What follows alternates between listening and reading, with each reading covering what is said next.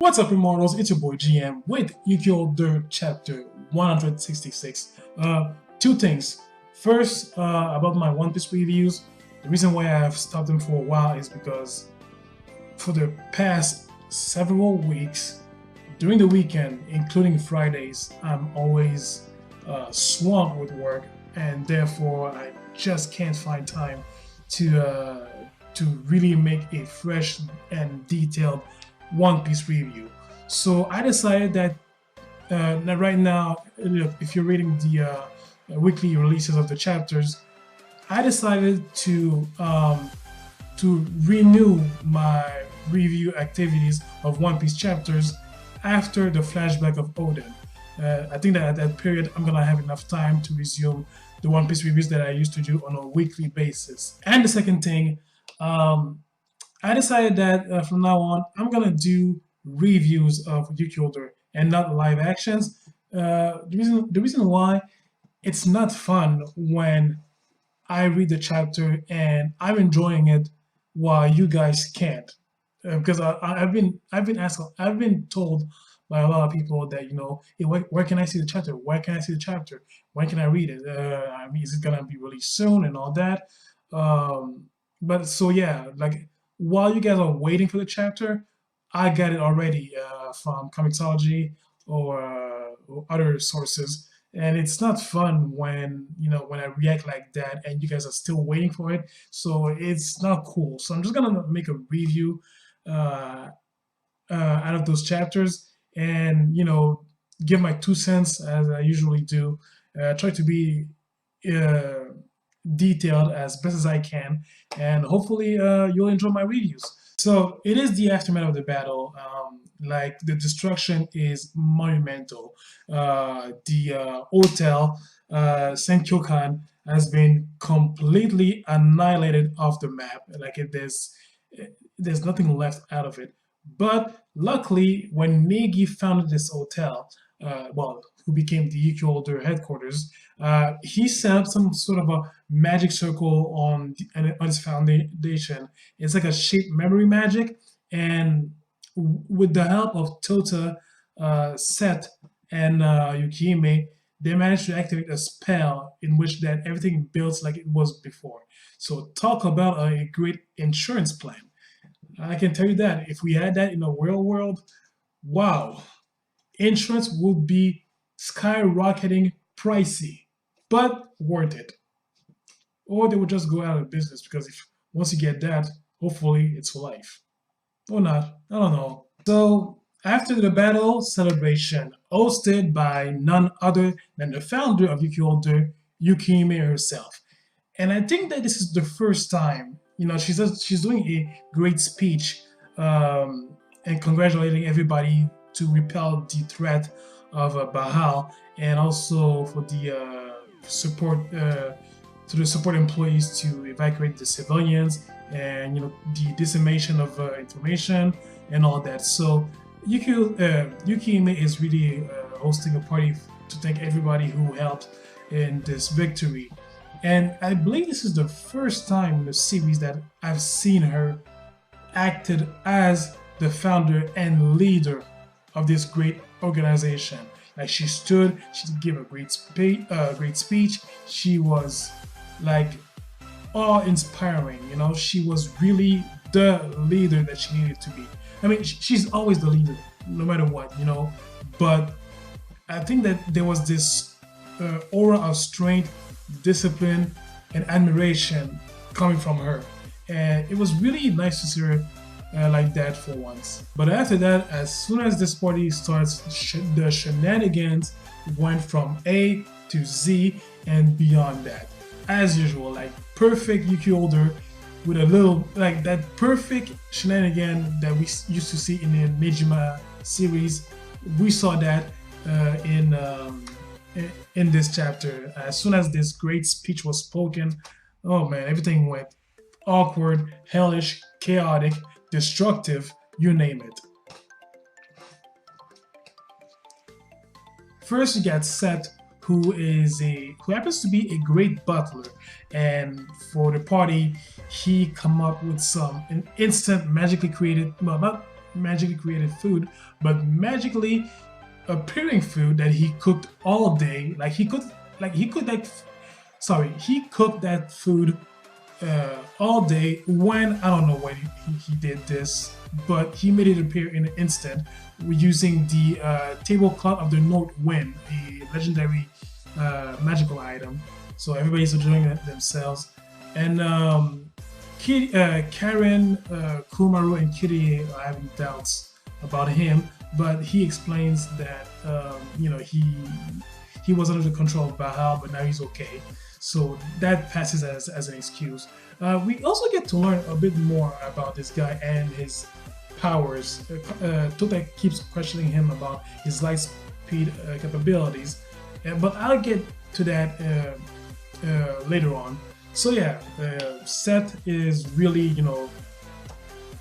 releasing the buffet, pleasing everybody, and not only that, what he does, he is dressing everybody else, well, the main characters that we know of, elegantly. Like even Kurumaru, like I think like he thought that he was a girl. Well, technically he's not, but at the same time he is. But anyways, with a magic trick, everybody, Karen, Kirie, Kurumaru, Santa,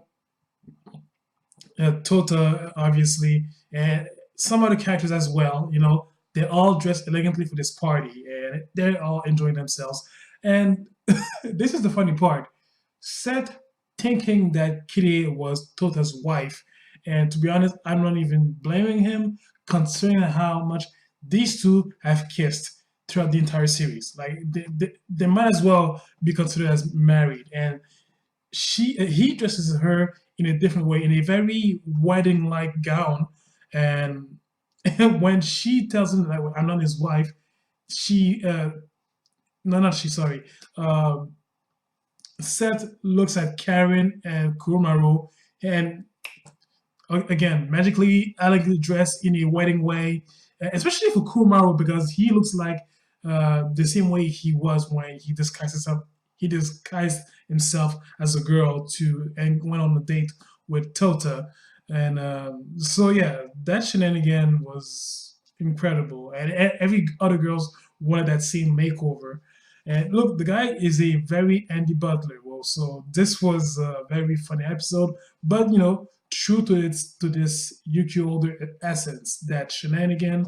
So it was pretty cool to see. And loyal to himself, Tota is like, "You girls look beautiful," and of course, all of them three are blushing. Well, the main one, Kumaru, Karen, and Kirie. Like, okay, I'm not gonna say Kumaru is a guy, but he's not a girl either. Like right now, he is genderless. So whether you call him a she or a he, it doesn't matter. It goes. So yeah, Tota always complimenting the girls in a way that leads in a very awkward way, but that's Tota. You're not gonna change him. Then Tota, in the middle of this great celebration, he goes throughout the strongest numbers of Yuki Older, trying to find the strongest number to be trained by him or her, and so this ends up in a weird brawl. But the good thing about this part is that we get to understand more about the powers of some seen as strongest numbers in this organization. We go through Seth, who we get a elaborate description of his capabilities. Same thing for Juzo. For Juzo, I gotta say his abilities, those were the ones that really impressed me the most. At first, I wasn't really bought by his ability that he can cut through anything. I felt like, okay, that's cheap. That's at best, it's a bit of a cheat code. But it was impressive to see the example of when he said that he could cut a concept, and then he tried this against Nigetis and Tota, and he cut the concept of an apple, and these two couldn't remember what an apple was. So that was actually god tier powerful. And if you think about it, this guy, calling him the strongest of Yuki Older, it wouldn't be an exaggeration.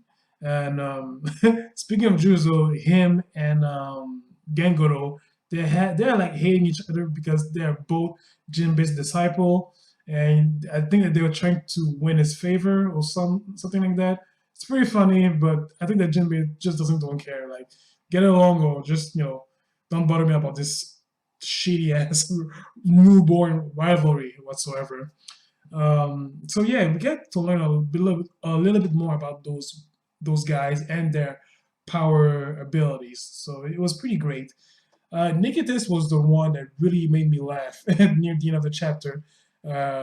He's like jealous of not being considered the most powerful of each older, and he's having this battle of strength against Juzo.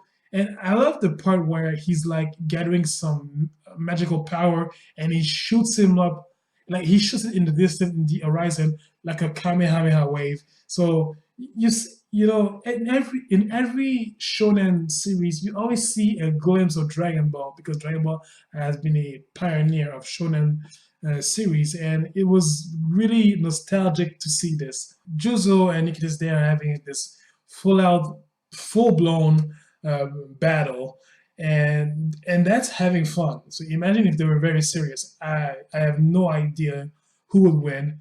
I would put my money on Juzo, but anything can happen.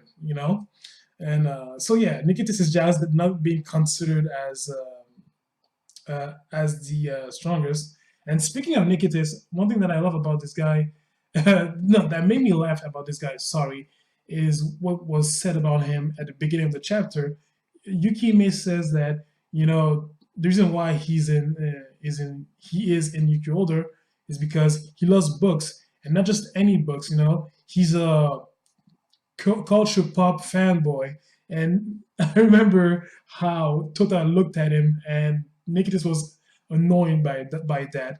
And also, Tota was like towards Nikitas was like, okay, so you're not gonna have any regrets about betraying us all. And Nikitas was like, why would I bother? Like, what's the point of feeling guilt? And in his shoes, I do understand because he's immortal. He lives forever. Like the guy is over 10,000 years old. So for him, having regrets, that's useless. Like I ain't got time for that. Like I got the time, but I'm not gonna use it to on that. So immortality, that's what it does. So yeah, full blown battle, Nikitas versus Juzo, and so yeah, it's really really weird. We get a tender moment between Tota and Kumaru. So for the shippers out there, I'm pretty sure that you were pleased. And of course, as Tota, he always says something that is a bit overboard that can be misled in translation. And he says to Kumaru that, you're powerful too, but at the same time, you're very cute. So would it be a bad way to always look like that? So of course, Kumaru, considering that the feelings that he has for him, you know, that's like that opens a door. And after that, okay, this is one of the funniest thing about that. After that, it's like uh, Tota's wife's idol edition. Like Tota was saying that uh, cuteness with strength regarding Kumaru. He tells him that if we combine your cuteness and your strength, you might be the best of all, the strongest among all. And Mizore and everybody else, Shinobu, they're like combining their trade, their dreams, their money, their vision, considering that they could be the most powerful, but just to get Tota's approval. Dana embarks power and beauty. Well, and the others don't want to say that she's not beautiful, but they conceded that victory to her. And Nikitas was trying to blast Tota, but ends up blasting Dana. Dana goes overboard with monumental power, with a monumental power display, and of course, this goes full out, and Yukimi blames Tota for all of this. And the chapter, yeah, so yeah, it was really chaotic as a party. It was really chaotic, but this is Yuki Oda we're talking about. It was bound to happen. The chapter ends with Tota getting a news from Yukihime about Fate. He's alive, but right now he's only ahead, apparently.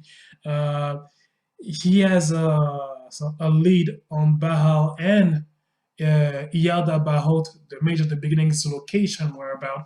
And Yukihime says that, considering if we consider Bahal's escape route, we can pinpoint the Mage of the Beginning's location. And she ends up with the chat. She ends the chapter with saying it's time to fight back.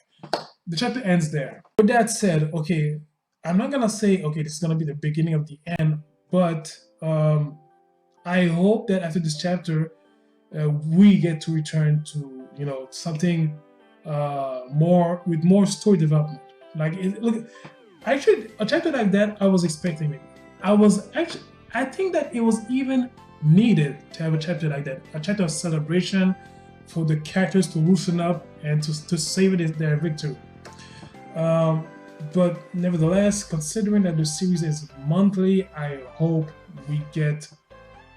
I hope starting now the series gets more involved in its storytelling. And like, let's go. I mean, Akamatsu, he's well, for a mangaka, he is an old man, and he can't continue forever with this. That's why the series is monthly.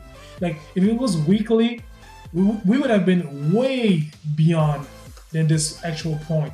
But the guy would have been sick all the time, like not sick, exhausted. I think that it was a refreshing and relaxing chapter. Really loved it. I love the shenanigans, love the comedy, but I hope that in the next chapters to come, we're finally gonna get to somewhere like, okay, Yukihime says it's time to fight back. Well, I want to see that. Not the actual fight back, but at least a plan of counterattack. Like the plan, what do we do? How? A part of me is still waiting for this Mahora martial art tournament. But look, let's face it, Tota, with the power that he has and how powerful he has become in a very short lapse of time, if you ask me, it's not necessary. Like, they could just skip this thing and you know what?